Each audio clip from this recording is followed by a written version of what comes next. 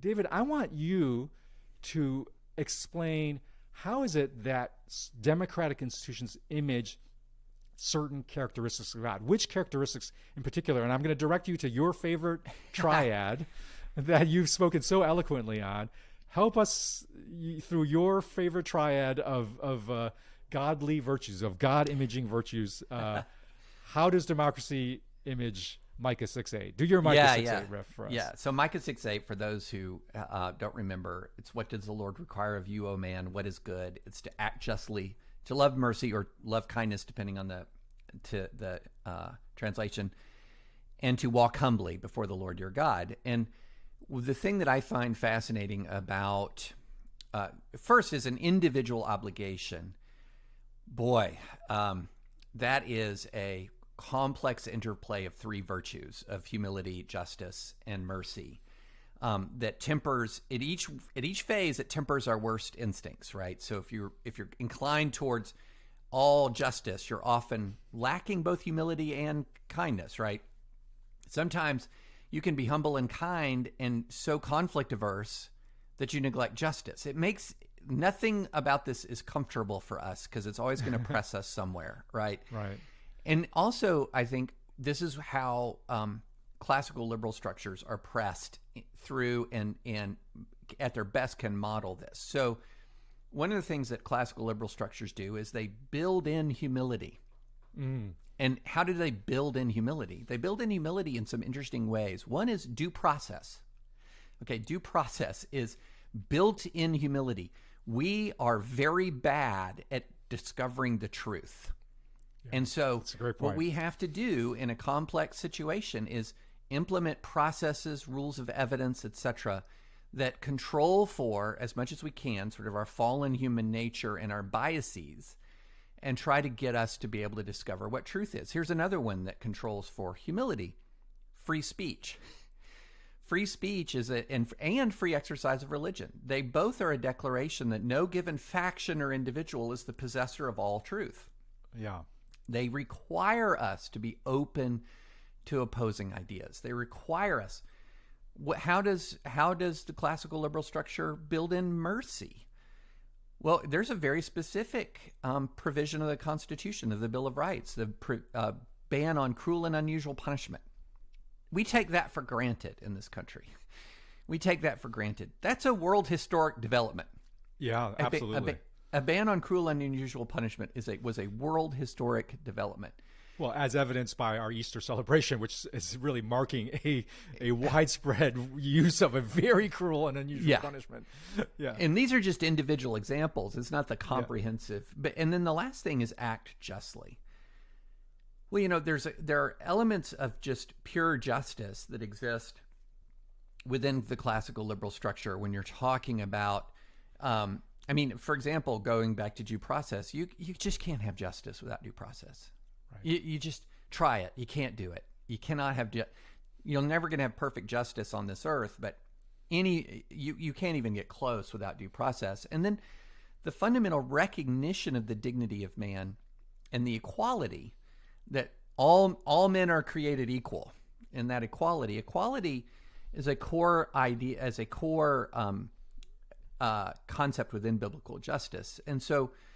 And then also the way in which the system is oriented towards questioning autocratic power and denying autocratic power is itself an instrument of justice. I go back to Frederick Douglass's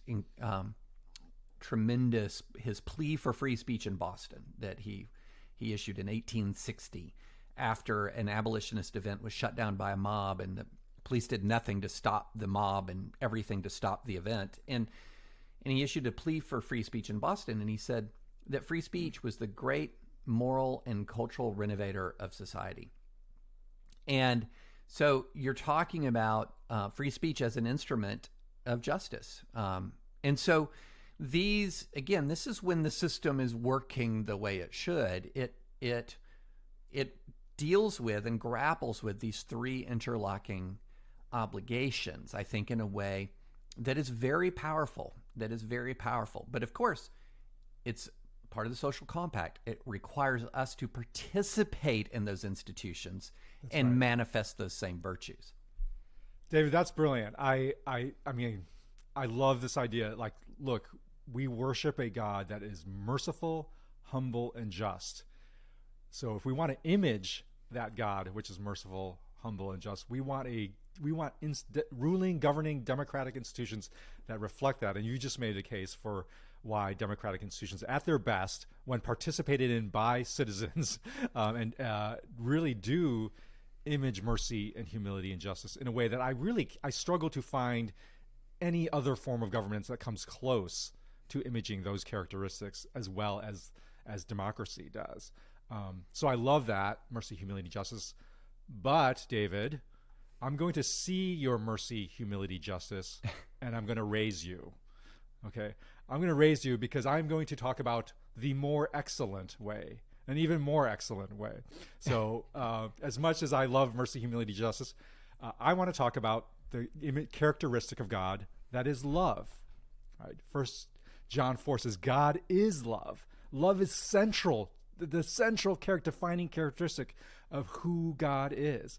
And so that underlines, by the way, why we can't image God alone as individuals, because you can't love alone, right? You need others to love. And this is why an isolated individual, by definition, is an incomplete image of God. You need others. You need that association that Tocqueville talks about, and you need organizations and institutions that bring you together with other people.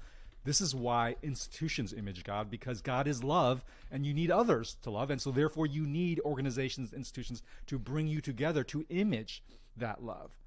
So how do human collectives image the love of God? Well, let's go to that more excellent way. And that phrase is from 1 Corinthians 13, when Paul says, hey, you can have all these great virtues, knowledge, truth, whatever, but without love, you're like an empty gong, right? Like the more excellent way is love.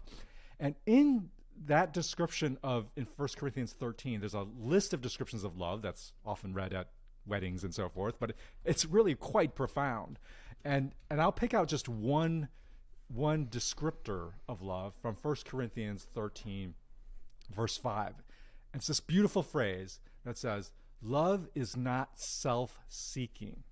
Love is not self-seeking. Or in other translations says, love does not insist on its own way. So remember what we all talked about, that fundamental human drive to say, I want to have things my way. What 1 Corinthians is saying is, love is not doing that. Love is not seeking your own way. And that, by the way, is a central characteristic of God. That we worship a God that does not insist on his own way. We see that in the Easter story itself, right? Yesterday was Maundy Thursday, which celebrates Gethsemane, where Jesus, the Son, says to the Father, yet not my will, but yours. Not my will, but yours. God's very internal central being, in the very relationship between Father and Son, is this not self-seeking, not insisting on its own way characteristic. That is love.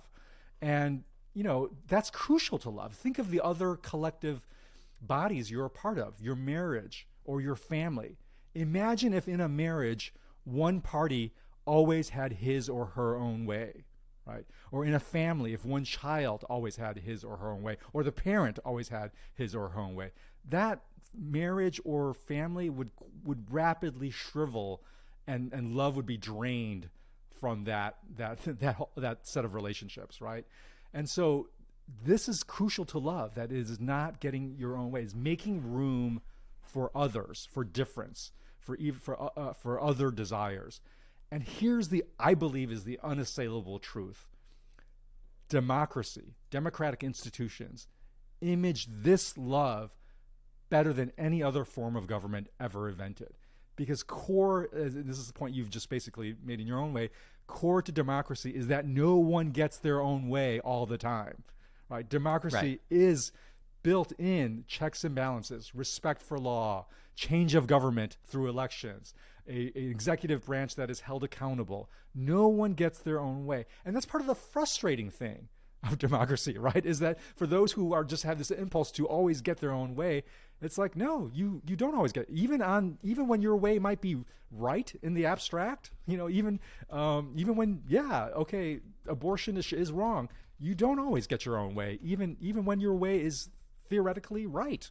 And that's actually the beauty of democracy. That is how democracy images God, the love of God that is not self-seeking, not always insisting on its own way. And this is precisely why Christians should defend and repair and participate in our democratic institutions, even when we're not getting our own way. Because precisely when we participate and defend and support democracy and elections that don't end up with the result we want, that's when we precisely image God, the God of love that is not self-seeking. It's interesting. We started by talking about why would we talk about this now with the military, why would we talk about this now? And we talked about the military threat abroad and the intellectual or political threat here at home. And what is fascinating to me is that at the same time that we're seeing this, and I want to stay abroad for a minute, at the same time that we're seeing this incredible threat of militarized Christendom arise again and assaulting a nation that aspires to liberal democracy, we're also seeing in many ways the best. At the same time as this great evil has arisen, we're seeing the best of what the church how the church can respond, and also the best of how liberal democracies can respond. And I've written about this before, but I think it's really important as we're talking about sort of these challenges, especially from Christendom or from Christians to liberal democracy. I think it's important to note the virtues that are arising in response. First, this kind of really incredible defense that we're seeing of, this incredible act of defiance and self-defense from the Ukrainians is really sort of echo, and it's not as if Ukraine is trying to take Russia and Russia is trying to take Ukraine. This is a complete self-defense, and it reminds me of C.S. Lewis when he's talking about virtuous patriotism in his book The Four Loves. He says patriotism of this kind, which is rooted in this love of home, of the place you grow up in or the places you've grown up in, he says this kind of patriotism is not in the least aggressive. It asks only to be let alone. It becomes militant only to protect what it loves. And that just really strikes me as what's happening right now in the defense of liberal democracy overseas. And then the other thing that we're seeing is the power in the United States of these independent and free associations to immediately respond out of love towards the people of Ukraine. And it's been so moving to me because down here, there's an awful lot of churches who have sent missionaries to Ukraine over the years.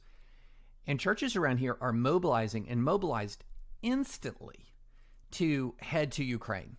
And there's Samaritan's Purse field hospitals and outside of Lviv. There are small Baptist churches in Alabama who sent their whole pastoral team to Moldova to try to receive refugees and help. That's the kind of thing when we're talking about these associations and the power of the church and a liberal democracy to have the liberty to manifest these virtues. Yeah. That's exactly what we're talking about, and we're seeing it. And sometimes it takes seeing extremes, the extreme evil of an invasion, the extreme good of the humanitarian response, to really understand the underlying principles. And I think that's playing out in front of us right now. Well, and that's maybe a good segue to the task for Christians in these next few years domestically, because I think it is inspiring to see that Christians are rallying to defend democracy abroad. But as we've been saying all along, there is very obvious, very clear signs of a growing assault internally on democracy in the United States, and that Christians need to be on the front lines and on there, and not in a militaristic sense, but in a intellectual, cultural, Right. Organizing sense to support and defend democracy. I think especially 2024, as we head into the election, all the signs are this is going to be even more polarizing, even more a sense of anxiety that will impel people into a sense of extreme panic that may cause them to want to seize power or to just insist on having its own way, even if they've lost an election, right? Right. Even worse repeat of January 6th is really possible in 2024. And so, David, you and I are trying to do our little part on this. Why don't you talk a little bit about and share with us just some of our initial thoughts and desires on how we can play our role and how we want to invite others to be part of that. Yeah. So, I'm glad you brought up 2024. I've been out and speaking a lot lately, and because of the topic of my recent book being the possibility that America might separate, folks have asked me after 2020, after January 6th, as polarization just keeps increasing, what am I thinking? And one of the things I say is, for the very first time in my life, I'm walking into a presidential election season where I'm 99% sure our country will survive. But I'm not 100% sure. I'm not 100% sure our country will survive another election cycle, which I can't believe those words are coming out of my mouth. But again, I'm 99% sure. And it's not because, the Democrats will destroy us or because the Republicans will destroy us. It's because we'll destroy us. Right. And so one of the things that I think is really important, and one of the things that we're wanting to focus on, is we're creating what we're going to call a post-partisan Christian project. Okay, post-partisan Christian project, which essentially says that the path forward to fulfill that mission that we have of Micah 6:8, of acting justly, loving mercy, and walking humbly, is not going to come through partisan identities. That's not to say that you don't vote for a Republican or a Democrat. It's not to even say you don't run for office as a Republican or a Democrat. It's to recenter the fundamental identity of Christians in this classical liberal American democracy as Christians, and not as Republicans or Democrats. And so there's going to be more to come on that. But what we're wanting to do is we're wanting to create a program, a post-partisan Christian program, that is going to really invest in what does it mean to spiritually form people as Christians participating in this democracy, not as Republican Christians or Democratic Christians, but as Christians participating in this democracy.